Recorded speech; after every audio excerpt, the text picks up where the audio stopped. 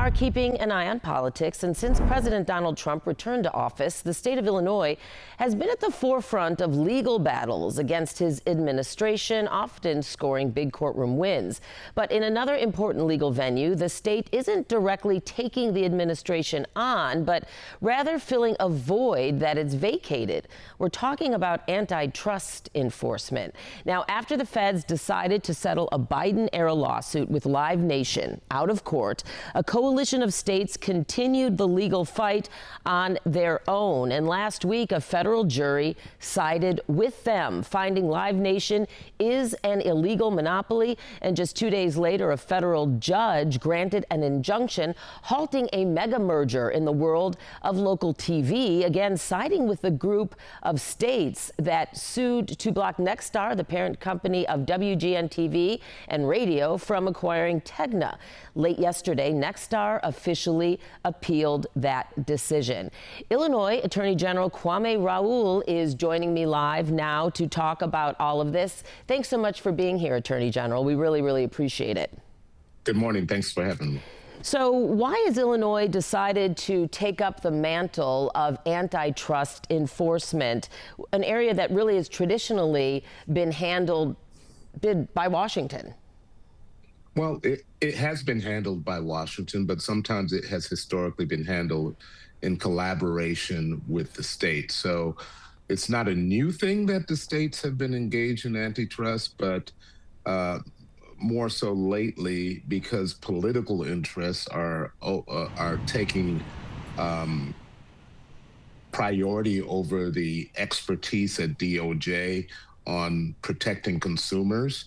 The states have stepped forward. The Live Nation Ticketmaster is one example of that. Historically, there has been cooperation between the states and DOJ on antitrust matters, or otherwise, there have been instances where the states have acted, or a state individually, like the state of Illinois, could act on behalf of consumers where unfair competition, monopolization leads to bad conditions for consumers, the loss of jobs and qualities of goods and services. That exactly, well, you kind of touched on it. My next question was going to be, why should people care? I mean, right now, you know, there's so much going on. It might lead to apathy with some people, but why should people care?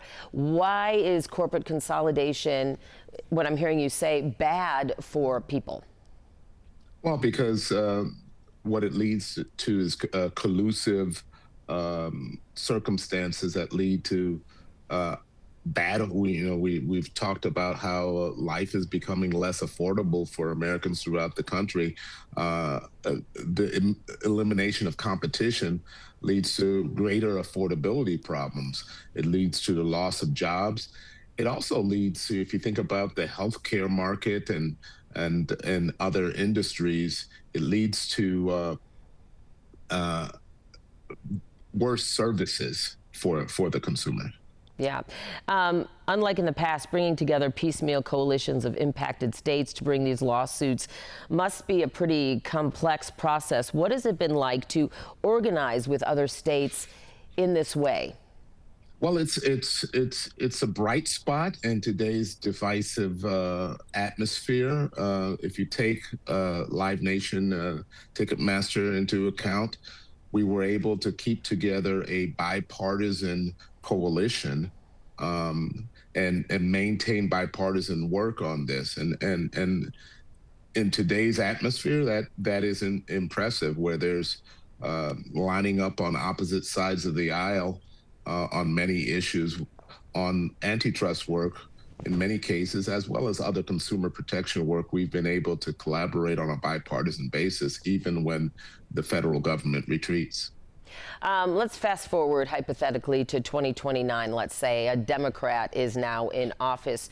Do you see this being an issue that you no longer have to worry about as much? Or is it is it more of a partisan issue where these consolidations are more in favor, Republicans are more in favor of them than Dems? Or what are your thoughts on that? Well, I'm hopeful that another administration, as this administration has in the past, I don't want to send a message that there hasn't been any cooperation or collaboration. There is quality staff at DOJ, but with this recent case with Live Nation, for instance, even the staff was overridden by political interests. And so I think 2029 can lead to potentially a different situation. We continue to have hope and that we as states can work in a bipartisan manner to make sure we keep prices affordable, preserve jobs, and preserve the quality of goods and services for American citizens. All right, Illinois Attorney General Kwame Raoul, thank you so much for joining us to talk about this. Keep us posted on any ongoing litigation as well.